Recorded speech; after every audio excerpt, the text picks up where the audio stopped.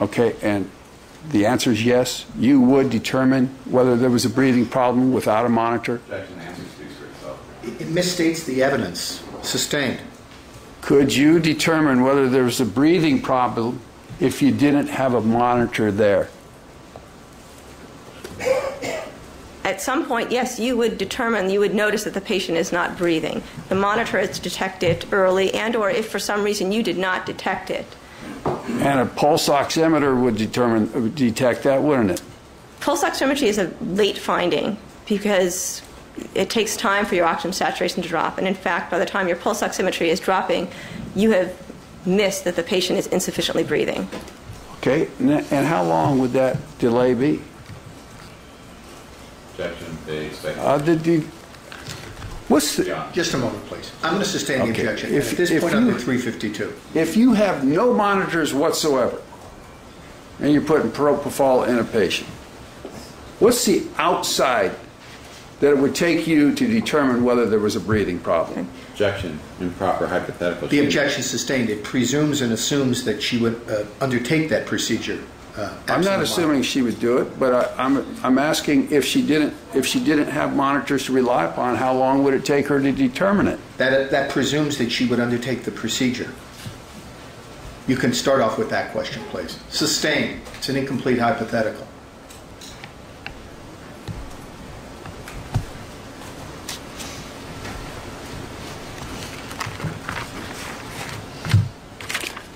Whether or not you would do it, doctor, would you be capable of detecting a breathing problem? Objection. Relevance asked and answered. Sustained. Nothing further, Your Honor. Mr. Flanagan, thank you. Anything further, Mr. Waldman? No, thank you, Your Honor. Thank you. May Dr. Cooper step down and be excused subject to recall, Mr. Waldman? Please, Your Honor. Mr. Flanagan? Yes, Your Honor. Thank you.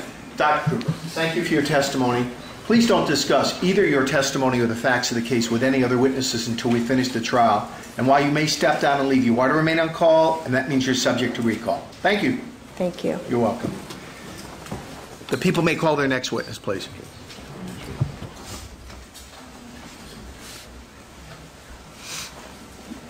Outside and see. You may. Thank you.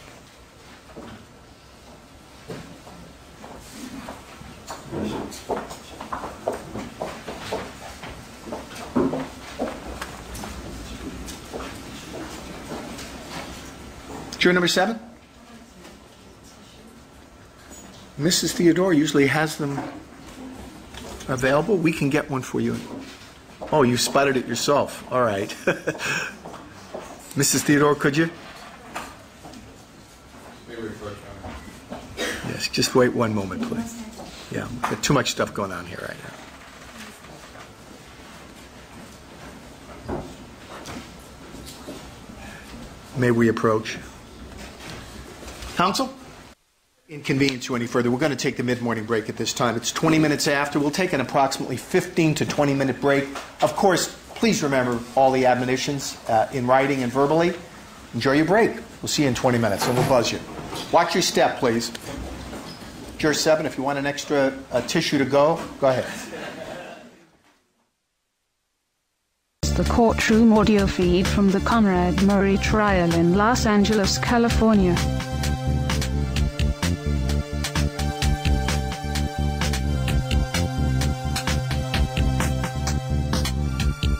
This is the courtroom audio feed from the Conrad Murray trial in Los Angeles, California.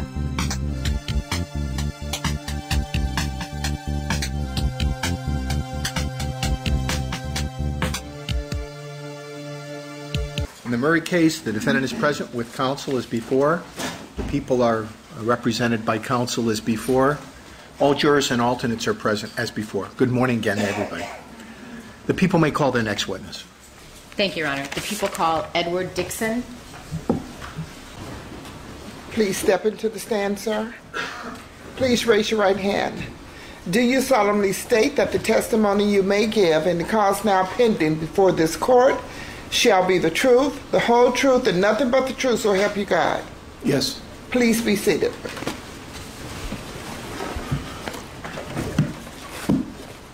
Please state your name for the record. Spell your first and last names. First name is Edward, Edward, last name Dixon, Dixon. Mr. Dixon, good morning. Good morning. Let me provide you with some instructions, which I give to every witness in every case. The first instruction is to please sit back and relax. The second instruction is to speak in a loud voice so all of us can hear you. The third instruction is to answer yes or no to a question rather than using a slang like And the last question is to wait until you hear an entire question before you even start to answer it. In our everyday lives, many of us are used to talking over each other, but it's important in a courtroom to hear only one person speaking at one time. Is that acceptable? Yes. Thank you. Direct, please. Ms. Brazil. Thank you, Your Honor. Good morning, Mr. Dixon. Good morning. Please tell us where you are employed.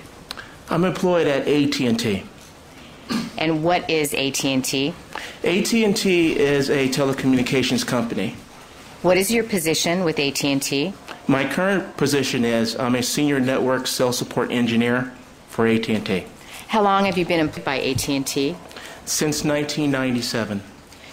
Mr. Dixon, as part of your responsibilities at AT&T, are you familiar with the preparation of cell phone records? Yes. Have you testified in a court proceeding in the past concerning cell phone records? Yes. Your Honor, I have a 73-page document. I'd ask that it be marked Article 51, please. Collectively, P51.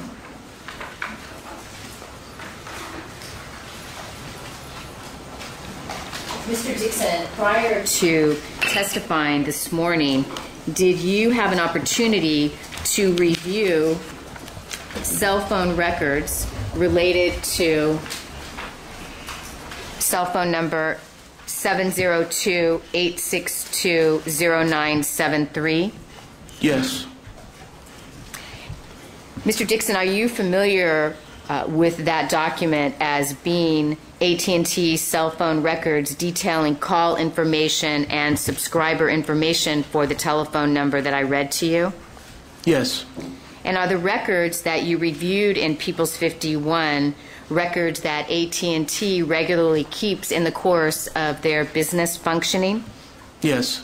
And are the records in these cell phone documents, do they contain entries of cell phone usage, data usage related to services provided by AT&T, and are those entries created or recorded near the time of the telephone or data activities utilized by the customer?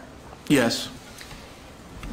Who is the subscriber for the cell phone number 702-862-0973? Conrad. Murray. And Mr. Dixon, when was that account opened?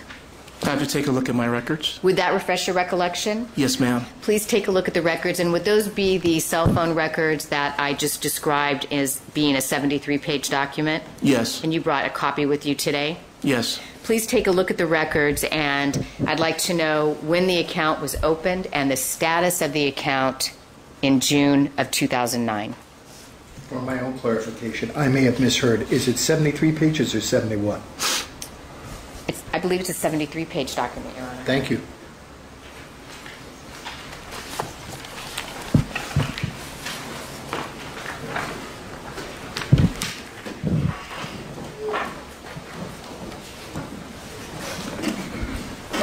Service start date on the account is 1/28/2009. What was the status of the account on June 25th, or the month of June in 2009? Active? Active.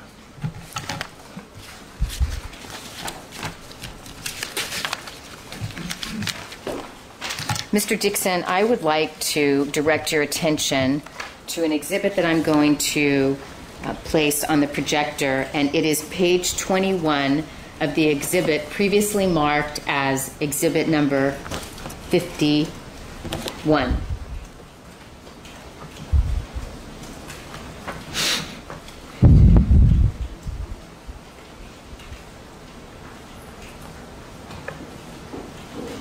Your Honor, may I ask the court to dim the lights, please, to make visibility better? Mrs. Benson, please.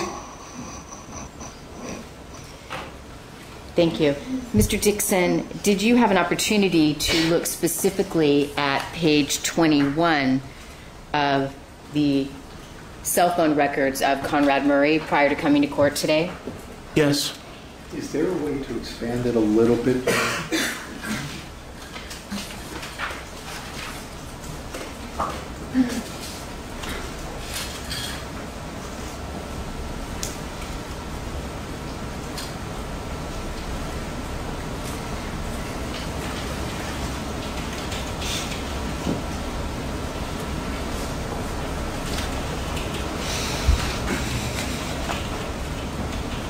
Is that better, Your Honor? We're on our way.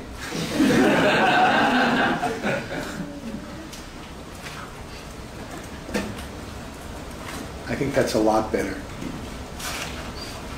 You're just going to have to juggle around the page. I will. Thank you, Your Honor. Thank you. Mr. Dixon, are you able to see from your position there what is the far left-hand side of the top portion of People's 21, which is the page of billed usage for Conrad Murray's AT&T phone records beginning June 23rd, 2009, and then the bottom of the page continues with entries on June 25th, 2009. Is that correct, sir? Yes. What I'd like to do is allow you to familiarize us with the information that's contained in these phone records. And I'd like to go across the top from left to right, and I'll move the exhibit over so that you and the jurors and the court and counsel can see what's on this particular exhibit. Would that be all right? Yes. Mr. Dixon, here in the far left-hand side, we see account number, and to the right of that, there's a multiple-digit number, and above that is the cell phone number of the subscriber, correct? Yes. I'd like to focus your attention now on the first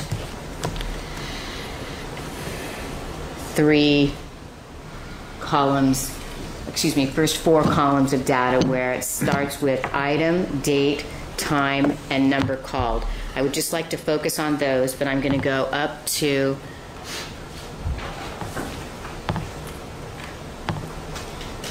we'll just focus on describe for us what the item means, date, time, and number called for purposes of the recordation of cell phone data. Yes. As far as item information is identified with a numerical expression. Numerical expression represents as far as a stamp that we put on as far as record keeping.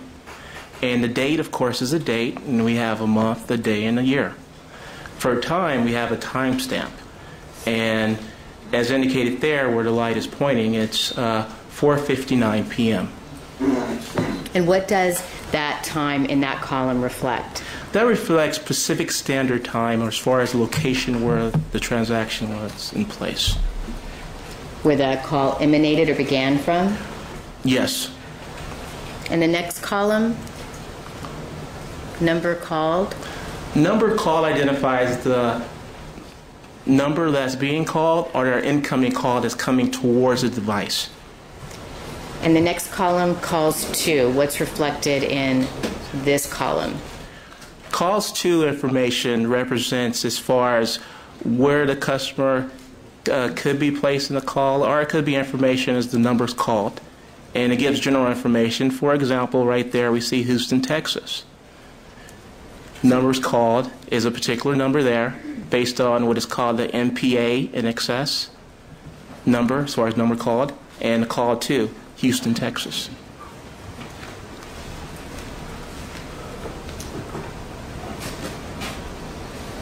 Moving on to the next 5 columns that are reflected on the screen, starting here with minutes used and working across. Will you describe what each column means in terms of data and information?